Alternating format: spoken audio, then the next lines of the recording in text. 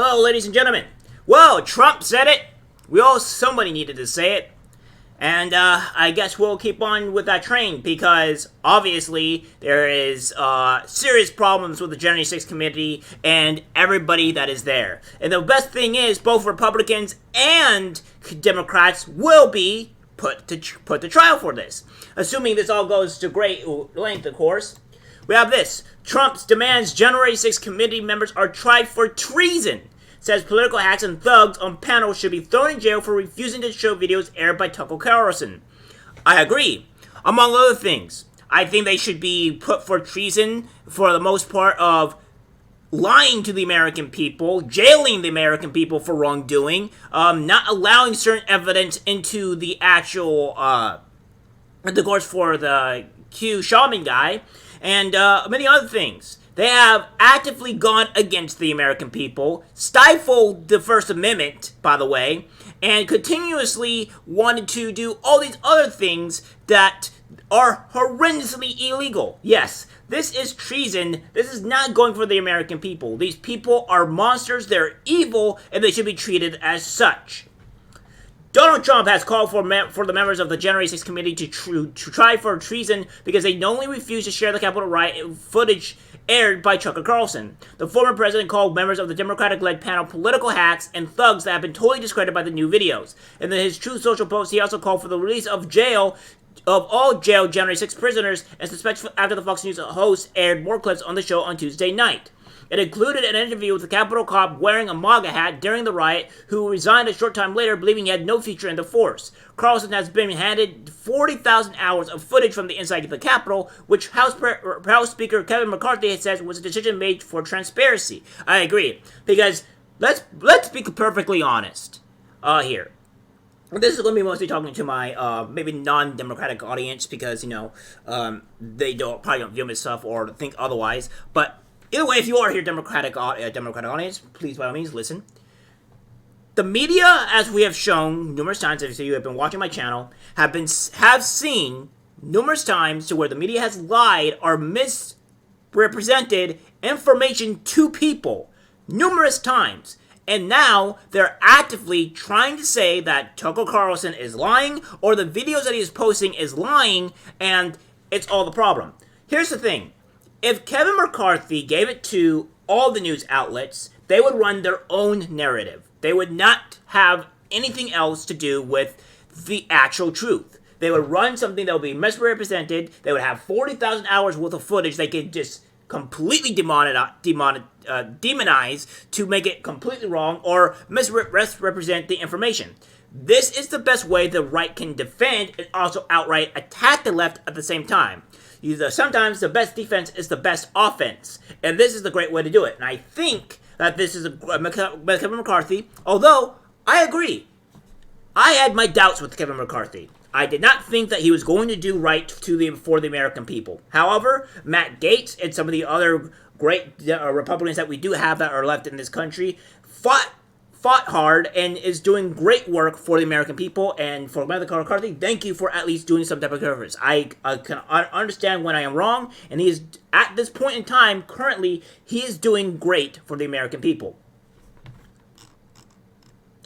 Goes on to say, the unselect committee of political hacks and thugs have been totally discredited. They knowingly refuse to show the videos that mattered. They should be tried for fraud and treason. And those who are imprisoned and being persecuted should be exonerated and released now. 100% agree. Every last one of those people that have been apparently punished or wrongly put into jail should be immediately released. And have all of their crimes or what have you completely removed from them, because what our government has done to the American people is outright disgusting, dictatorship and communism to the highest level. And we need to set an example that we do not do this to the American people, and we do not do this to anybody that's within our own country. We set an example here. We do not do this. Treason is punishable by death in the U.S., and the lowest prison sentence is 5 years. I think the lowest prison sentence should be 15 years. It is described in the criminal code as whoever owing allegiance to the United States levies war against them or adheres to their enemies, giving them aid and comfort within the United States or elsewhere, is guilty of treason and shall suffer death or shall be imprisoned not less than 5 years and fined under this title but not less than $10,000, and shall be capable of holding any office under the United States. We'll 100% agree with that. They have levied war against them. They have essentially wrongfully jailed them and tried to withhold evidence to the lawyers.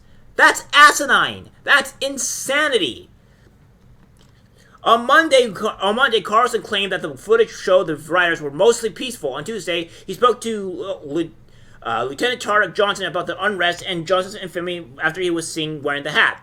Johnson told Carlson that his bosses had failed them, saying the Capitol Police commanders were ill-prepared and did not answer when the radio seeking guidance. He said it was shameful that his boss, Assistant Chief Yoganada Pittman, who oversaw the department's operations in the days leading up to the riot, had been praised by Nancy Pelosi and was now in a cozy role heading up policing at the University of California, Berkeley. The frontline officers and supervisors were not prepared at all. Johnson told Carlson, "We had no idea we were going to be facing what we faced that day." Carlson broadcast footage of Johnson appearing to help protect members of Congress inside the building when it was stormed. Johnson was suspended the day after the riot when footage of him in the MAGA cap emerged. He then resigned, believing he had no future at the force.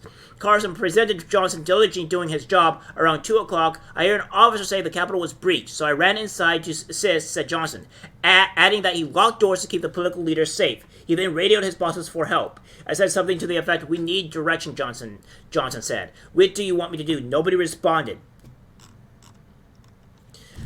It goes on to say that Johnson continued, "I was requesting permission to evacuate the Senate side, the Senate members' chambers, because I had to clear line of sight to get them out of the Senate door, and I didn't get permission. The dispatcher called a couple of times to see if I could get permission. No response. He said that his superiors failed, so he had to take the initiative. The person that I thought was going to authorize the evacuation didn't do it," Johnson said. "I wanted to get those members of Congress out as quickly as I could. That's why I initiated those evacuations." He said deliberately he ignored the chain of command and usual procedures. Me being disciplined, it wasn't as important as not getting the members of Congress out and their staff to safety.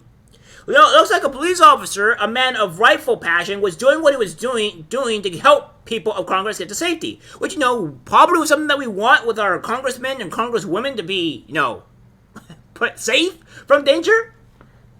"There was a demonstrator on the right side of me who reached out over and put the MAGA hat on me," said Johnson, a self-professed Biden voter. He asked for it back and said, "I would like to keep it as a hat is going to help me." Carlson said, "It's your passport through the crowd." Johnson agreed. So yeah, pretty crazy. I figured if I had that hat on, it would be easier for me to navigate my way through the crowd. It was basically self-preservation and de-escalation, and I needed to get those up those steps. I couldn't say what would happen walking through that crowd without it. Johnson said he was never contacted by the January 6th committee, even though he wanted to tell somebody about what he had said. I asked myself why every day, he said. And every day I might have a different answer, but I looked at how pretty much they focused on Donald Trump and not the failures of the Capitol Police. Asked by Carlson why the rioters were in the Capitol, Johnson said some wanted to be violent, but others believed they were acting patriotically. I think that some people had planned on being violent. Some people may have turned violent after what they were going through. I think that people wanted to support their president. Some of those people wanted to just support him, and some of those people didn't commit violence, and some of those didn't plan on it. Yes, and as we said multiple times, there were some people at the January 6th committee, or I would say what have you, that, or not committee, but at that location at that time, did do some crimes. They did do some issues where they should be locked up and put in jail. But it's not all of them. And to think that all of these people did it is insanity. And I'm starting to think now that maybe that these people are, that the Democratic opposition or whatever, or the federal government is lying. And I am more inclined after seeing this footage that they are lying. And that's the end of the discussion there. All right? So, at the end of the day, I agree with Trump. I think that these people need to be put for treason. They have gone everything against the American people, did not care for the American people, and wrongfully tried to jail them. And now, as we see on Twitter, they're trying to backpedal. Let's not let them do that. Let's put their foot to the fire and make sure they're held responsible for all the crimes that they did to the American people, whether it's Democrat or Republican. Alright guys, that's it for the video. Like, subscribe, share. As always, take care.